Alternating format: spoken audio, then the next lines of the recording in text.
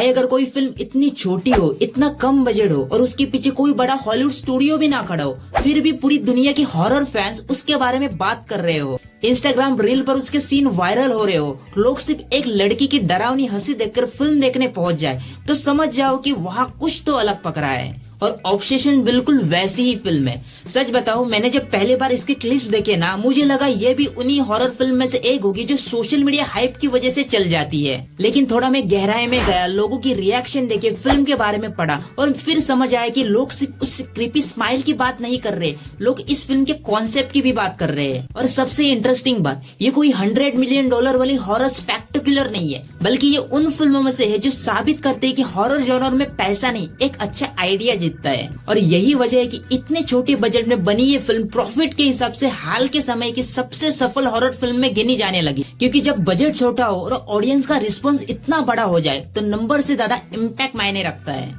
अब सवाल ये है कि क्या ऑब्सेशन सच में इतनी डरावनी है जितना इंटरनेट बोल रहा है, या फिर ये सिर्फ सोशल मीडिया वाला टेम्पररी हाइप है? तो चलो बात करते हैं इस पे।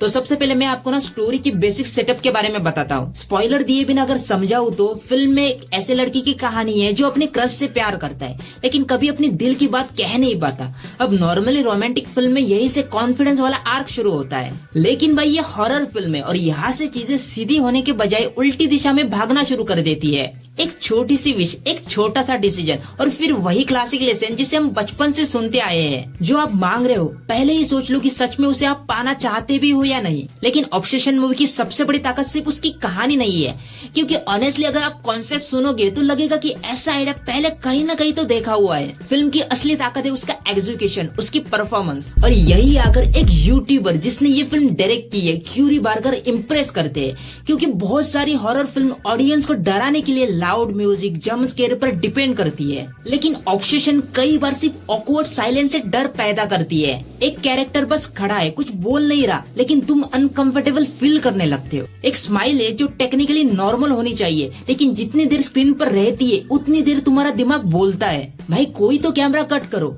और यही फिल्म की सबसे बड़ी डेंजरस क्वालिटी है। ये तुम्हें हर समय डराती नहीं, ये तुम्हें धीरे धीरे अनइजी बनाती है। और कई बार ये फीलिंग जंप स्केयर से ज्यादा इफेक्टिव होती है। अब आते फिल्म की लीड एक्ट्रेस पर। और भाई अब मुझे समझ आया कि इंस्टाग्राम पर लोग उसी की क्लिप क्यों शेयर कर रहे हैं, क्योंकि हॉरर एक्टिंग और क्रीपी एक्टिंग में बहुत फर्क होता है। कई एक्टर जोर जोर से चिल्लाते, आंखें फाड़ते, मेकअप लगा लेते और समझते कि हॉरर क्रिएट हो गया, लेकिन यहाँ एक्टर्स की परफॉर्मेंस अंदर तक घुसती है। कई सीन में वो लीड एक्ट्रेस कुछ करती भी नहीं, बस देखती है, मुस्कुराती है, बस मौजूद रहती है, और वही चीज अनकंफर्टेबल बना देती है। और यही वजह है कि फिल्म देखने के बाद स्टोरी से ज्यादा लोग उसकी परफॉर्मेंस की बात कर रहे हैं। दूसरी तरफ मेन लीड भी सरप्राइजिंगली अच्छा काम करता है, क्योंकि उसका कैरेक्टर कोई सुपर हीरो नहीं है, कोई जीनियस इन्वेस्टिगेटर नहीं है। वो बेसिकली एक नॉर्मल आदमी है जो धीरे धीरे समझ रहा है कि सिचुएशन उसके कंट्रोल से बाहर जा रही है, और ऑडियंस भी उसके साथ साथ पैनिक फील करने लगती है। अब एक चीज जो मुझे जेन्युइनली बहुत पसंद आई, फिल्म ऑडियंस को बेवकूफ नहीं समझती।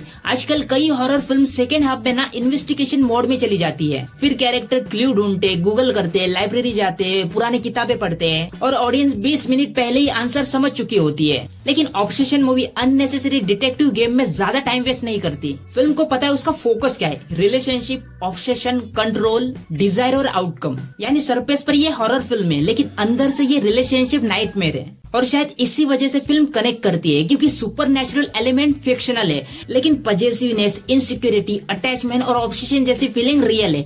हम सब ने कभी न कभी ऐसे लोगों को देखा है या शायद महसूस भी किया है। पर जब हॉरर रियल इमोशन पर खड़ा होता है तब इम्पैक्ट उसका और ज्यादा बढ़ जाता है। अब टेक्निकल साइड की बात करें तो भाई ऑनेस्टली अगर किसी ने मुझे पहले ना बताया होता कि ये इतनी लो बजट फिल्म है, तो शायद मैं गेस भी नहीं कर पाता। क्योंकि मूवी अपनी लिमिटेशन छुपाने की कोशिश नहीं करती, बल्कि स्मार्ट डायरेक्शन से उन्हें स्ट्रेंथ बना देती है। छोटे लोकेशन हो या लिमिटेड कास्ट, सिंपल सेटअप, लेकिन कैमरा वर्क, लाइटिंग और एटमॉस्फेयर इतना कंट्रोल है कि फिल्म कभी चीप ही नहीं लगती। और यही फिल्म मेकिंग की असली जीत होती है, कम रिसोर्सेज, ज्यादा क्रिएटिविटी। हालांकि फिल्म परफेक्ट नहीं है, कुछ जगह तुम्हें लगेगा कि कॉन्सेप्ट और भी आगे जा सकता था, कुछ आइडियाज ऐसे थे जिन्हें थोड़ा और एक्सप्लोर किया जाता तो इम्पैक्ट और बढ़ सकता था। और कुछ मोमेंट पे तुम्हारा दिमाग बोलेगा भाई अब पुलिस को कॉल कर दो। लेकिन ऑनेस्टली ये कंप्लेंट इतनी बड़ी नहीं कि ओवरऑल एक्सपीरियंस खराब कर दे, क्योंकि फिल्म लगातार इंगेजिंग बनी रहती है। और सबसे बड़ी बात, ये ऑडियंस की टाइम की रिस्पेक्ट करती है। फिल्म अननेसेसरी खींचती नहीं, हर सीन का कोई पर्पस फील होता है। और आजकल के हॉरर जॉनर में ये अपने आप में एक अचीवमेंट है। ओवरऑल एक लाइन में बोलूं, ऑब्सेशन उन हॉरर फिल्म में से नहीं है जो सिर्फ तुम्हें डराना चाहती है, ये उन फिल्मों में से जो तुम्हें अनकंफर्टेबल बनाना चाहती है। और कई बार अनकंफर्टेबल फीलिंग डर से ज्यादा देर तक दिमाग में रहती है। अगर तुम्हें लाउड जंप स्केयर हॉरर पसंद है तो शायद ये तुम्हारी फेवरेट फिल्म ना बने, लेकिन अगर तुम्हें psychological horror, creepy atmosphere, strong performance और be careful what you wish for वाली स्टोरीज पसंद है